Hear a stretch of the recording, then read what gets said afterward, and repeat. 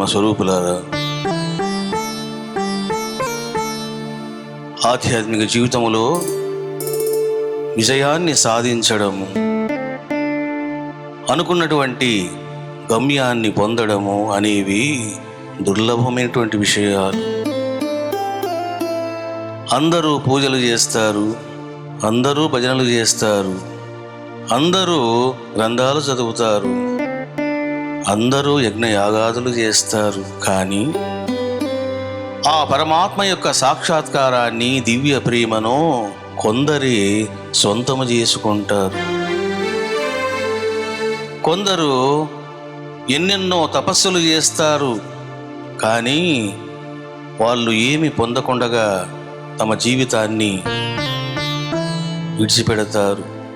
మరికొందరు ఎటువంటి తపస్సు చేయకుండానే, ప్రయత్నము లేకుండానే అవలీలగా భగవంతుని యొక్క సాక్షాత్కారాన్ని పొందుతారు. అటువంటి కారణ జన్ముడు, అవతార పురుషుడు భగవాన్ శ్రీ రమణ మహర్షి.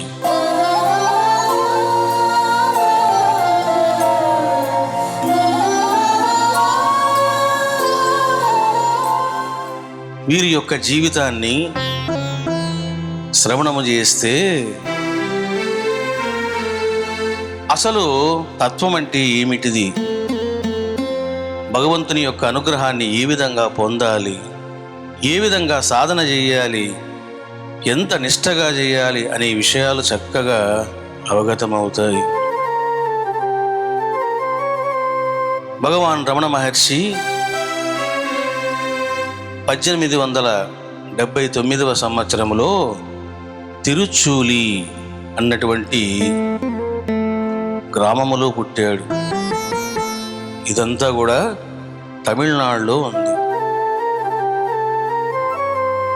ఈ తిరుచూలిలో జన్మించినటువంటి రమణ మహర్షి ఏదో చదువుకుంటూ పోతూ ఉన్నాడు. కానీ అందరికంటే విలక్షణంగా ఉంటూ ఉన్నాడు. 16 సంవత్సరాలు పూర్తయినాయి. కళ్యాణ గడియలు, శుభ గడియలు మొదలైనాయి. వయసు రాగానే ఏ విధంగా అయితే కామము ఆవహిస్తుందో, కర్మ పరిపక్వం కాగానే భగవంతుని యొక్క దివ్య కర్మావేశం కూడా ఆ జీవుడిని వెంటబడుతుంది, ఆవేశిస్తుంది. 16 సంవత్సరాలు రాగానే రమణ మహర్షి వారు ఒకరోజు తన ఇంట్లో కూర్చొని ఉన్నాడు. అతను ఏ గ్రంథాలు చదవలేదు, ఎలాంటి విచారణ చేయలేదు, ఎలాంటి తాత్విక విశ్లేషణ చేయలేదు. అందరిలాగానే ఏదో పాటలు పాడుతూ ఉన్నాడు, మామూలుగా ఉన్నాడు. 16 సంవత్సరాల వయస్సులో రమణ మహర్షి వారికి అప్రయత్నంగా మృత్యు అనుభవం కలిగింది. చావు ఎలా ఉంటుందో తాను కళ్ళారా చూశాడు. అంటే 16 సంవత్సరాల వయస్సులోనే ఏ గ్రంథాలను చదవకుండగా, ఏ శాస్త్రాలను అధ్యయనం చేయకుండగా, ఏ గురువును ఆశ్రయించకుండగా, ఎలాంటి తాత్విక విశ్లేషణ చేయకుండగా ఆత్మ సాక్షాత్కారం పొందాడు రమణ మహర్షి వారు. ఎప్పుడైతే సాక్షాత్కారం పొందాడో ప్రపంచం పట్ల విరక్తి కలిగింది. రుణానుబంధం ఏ విధంగా ఉంటుంది, గత జన్మలో చేసినటువంటి సేవల యొక్క ఫలితం ఏ విధంగా ఉంటుంది అనేది రమణ మహర్షి వారి విషయములో చాలా ప్రస్ఫుటంగా మనకు దర్శనం ఇస్తుంది. అంటే భగవంతుడు, ఒక గురువు తన భక్తుడిని లేదా శిష్యుడిను ఏ విధంగా తన వైపు లాక్కుంటాడు, తన సొంతం చేసుకుంటాడు అనేది మీకు చక్కగా బోధపడుతుంది. 16 సంవత్సరాలు వయసులో ఉన్నప్పుడు ఒక వ్యక్తి అరుణాచలానికి వెళ్ళి వస్తూ ఉన్నాడు. మీరు ఎక్కడి నుండి వస్తున్నారు అని అడిగాడు మహర్షి వారు. నేను అరుణాచలం నుండి వస్తున్నాను బాబు అన్నాడు. అంతే. ఆ మాటలు వినగానే ఏదో పారవశ్యం ఏదో ఆత్మానందం, ఏదో రుణానుబంధం, ఇవన్నీ మహర్షి వారికి కలిగాయి. నేను వైకుంఠం నుండి వస్తున్నాను, కైలాసం నుండి వస్తున్నాను, ఇంద్రలోకం నుండి వస్తున్నాను అని ఒక వ్యక్తి అంటే మనం ఏ విధంగా స్పందిస్తాం? ఆ విధంగా స్పందించాడు భగవాన్ రమణ మహర్షి.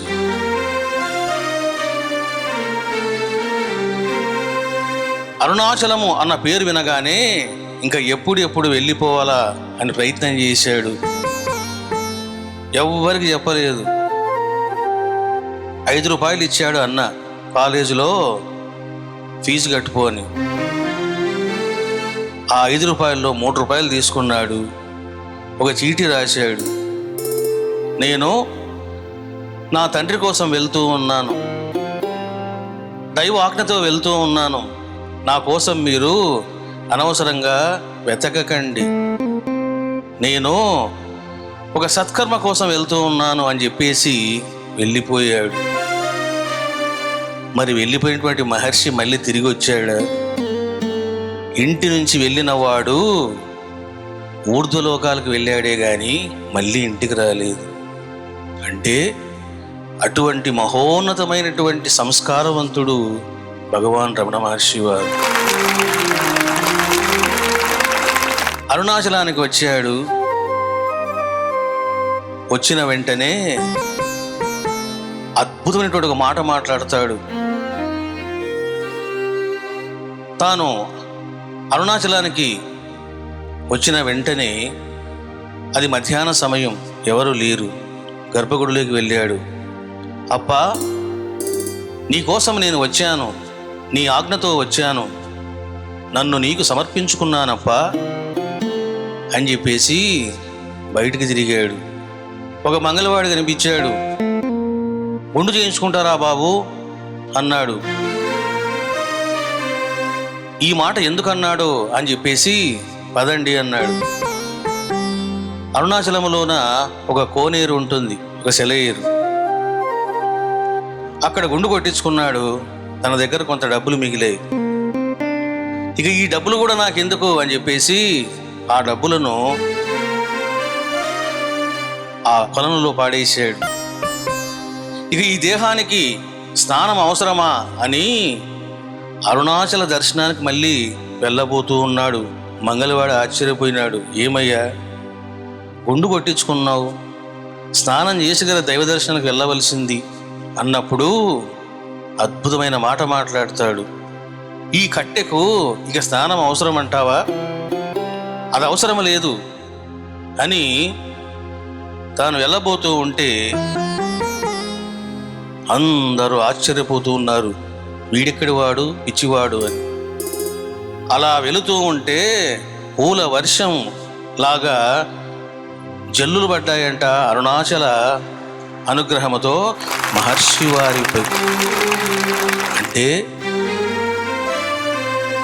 గుండు కొట్టుకొని కూడా స్నానం చేయడానికి ఇష్టపడడం లేదు అంటే తనలో ఎంత లోతైనటువంటి భావం ఉన్నదో మీకు బాగా అర్థమవుతుంది. ఇక ఈ దేహానికి బట్టలు అవసరమా అని చెప్పి ఏం చేశాడు, ఒక గోసు పెట్టుకున్నాడు. అరుణాచల దేవాలయంలోనే ఉంటున్నాడు. అక్కడే ధ్యానంలో కూర్చుంటున్నాడు. రాత్రి లేదు, పగలు లేదు. అలాగా కొన్ని సంవత్సరాలు గడిచిపోయినాయి. అన్నం కోసం ఎన్నెన్నో తిప్పలు పడ్డాడు. అక్కడ ఎన్నెన్నో అగసాట్లు పడ్డాడు. ఈ విధంగా జరిగిన 18 సంవత్సరాల తర్వాత విరూపాక్ష గుహ అన్నటువంటి ఒక గుహ ఉంది అరుణాచలంలో. ఆ గుహకు నేను 97లో వెళ్ళాను. చిన్న గుహ అది. కనీసము 2 మనుషుల కంటే ఎక్కువ కూర్చోలేదు. నేను వెళ్ళి కూర్చున్నాను. కూర్చున్న 15 నిమిషాలకే మొత్తం బట్టలను తడిచిపోయినాయి. అంటే అంత వేడిగా ఉంది. మరి అంత మండు టెండలో ఏ విధంగా తపస్సు చేశాడు, ఏమి తిన్నాడు, ఎలా ఉన్నాడు? ఆనాడు అరుణాచలగిరి అంటే పులులు, సింహాలు, భయంకరమైన పాములు విచ్చలవిడిగా తిరిగేవి. అటువంటి కొండ మీద ఏం చేశాడు? విరూపాక్ష గుహలో 12 సంవత్సరాలు తపస్సు చేశాడు. 1896లో తొలిసారిగా రమణ మహర్షి వారు అరుణాచలానికి వచ్చారు. 1950లో మహాసమాధి చెందాడు. అంటే 71 సంవత్సరాలు జీవించారు మహర్షి వారు. ఇంటి నుంచి వచ్చినటువంటి వాడు మళ్ళీ ఇంటికి వెళ్ళలేదు. తల్లి వచ్చింది, అడిగింది. అన్న వచ్చాడు, అడిగాడు. బంధువులు వచ్చారు, అడిగారు. వెళ్ళలేదు. 54 సంవత్సరాలు అరుణాచలేశ్వరుని సన్నిధిలో ఉంటూ కఠోరమైన తపస్సు చేశారు మహర్షి వారు.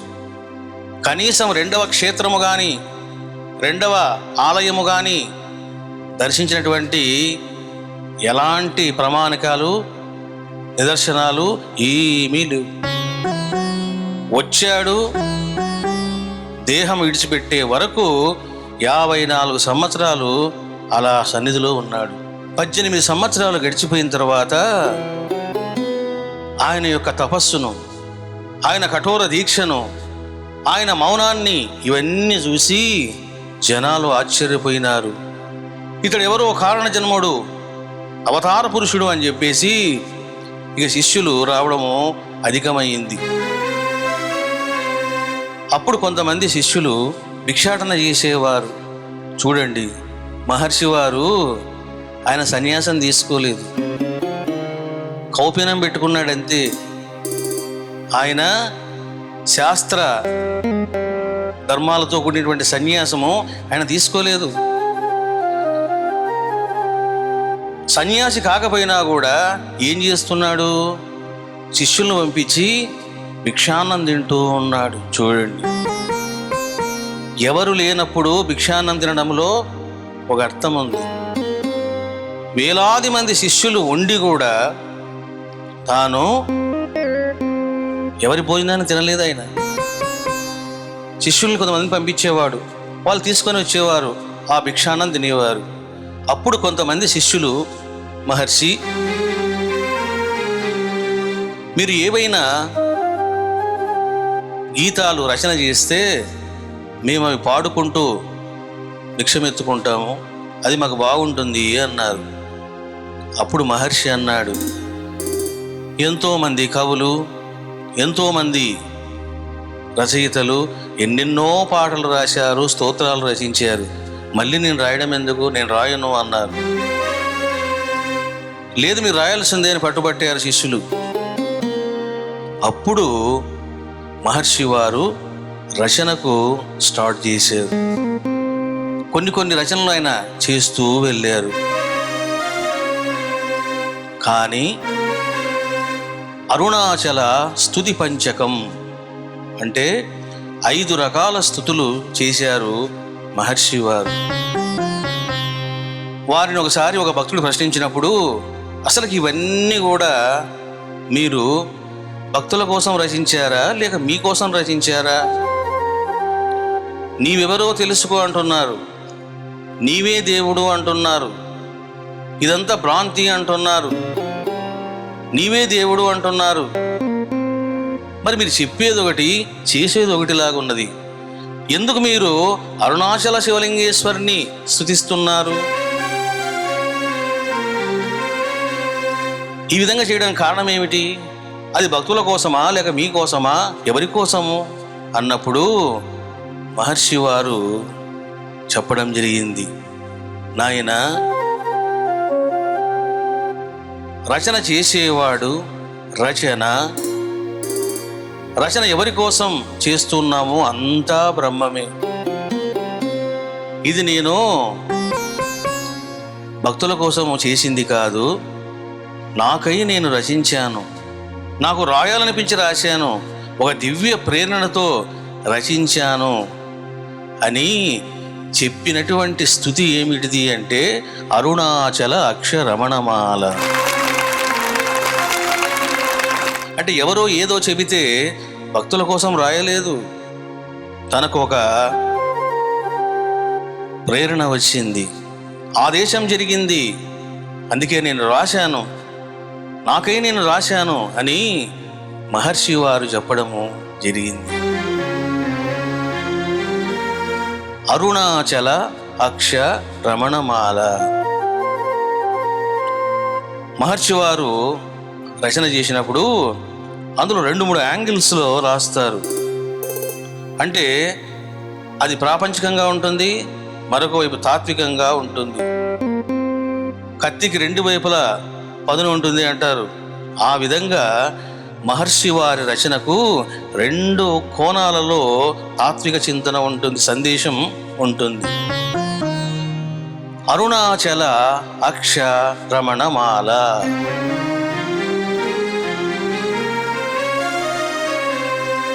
ముందు ఇది ఏమిటిది అని అంటే, ఇది మాల అని అన్నాడు. ఏమిటా మాల? నీవు పెండ్లి కొడుకు, నేను పెండ్లి కూతురిని, నేను నిన్ను వరిస్తున్నాను పరమశివ.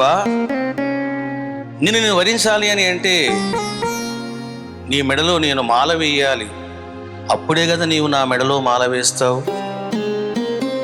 నీవు నా మెడలో మాల వెయ్యవు, ఎందుకంటే నేను అల్పజ్ఞుడను, జీవుడను, నీవు పరమాత్మవు. కాబట్టి మొదట నేను నా యొక్క యోగ్యతతో నేను మాల వెయ్యాలి. ఆ మాల ఏమిటో తెలుసునా? ఈ రచనయే మాల అని చెప్పడం జరిగింది భగవాన్ రమణ మహర్షి. అరుణాచల అక్ష రమణమాల. అక్ష అని అంటే అక్షరములలో అకారము నుండి క్ష వరకు, షకారం వరకు, అంటే అకారము నుండి షకారం వరకు గల అక్షరాలన్నింటితో కూడా రచించినటువంటి మాల అని ఒక ఆంతర్యం. ఇక అక్షర మణమాల. ఇది పూలమాల కాదు, అక్షర మణమాల. అక్షర అంటే నాశనము కానటువంటి మాల, వాడిపోని మాల. ఇక అక్ష రమణమాల. మూడవ ఆంతర్యం ఏమిటంటే, అకారము నుండి షకారం వరకు గల అక్షరములతోటి రమణుడు అన్నటువంటి నేను నా యొక్క ప్రేమతో, హృదయ తాపముతో నీకై చేస్తున్నటువంటి అక్షరాల మాల అని దానికి నామకరణం చేశారు రమణ మహర్షి వారు. అరుణాచల అక్ష రమణమాల.